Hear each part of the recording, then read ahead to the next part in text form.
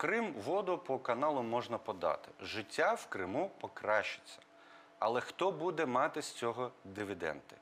Ну, я вважаю, що Україна в цьому списку буде на самому останньому місці, а взагалі її і не буде в цьому списку. Чому? Тому що Україна і ті жителі Криму, які зберігають вірність українській державі, вони ніяких дивідендів мати не будуть. І це треба зрозуміти.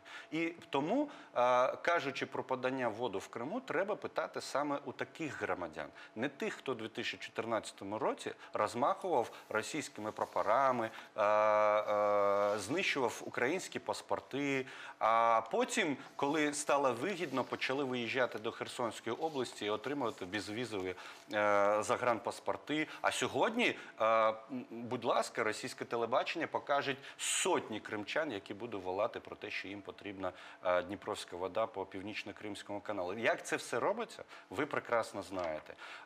Тому треба питати в тих, хто є сьогодні, хто боронить Україну в Криму. В них потрібно питати. І будьте впевнені, вони вам дадуть чітку відповідь. Ніякої води в каналі сьогодні не потрібно, тому що ми знаємо, куди вона піде. Хоча ми повинні розуміти, вода потрібна Криму, однак треба розуміти, за яку ціну.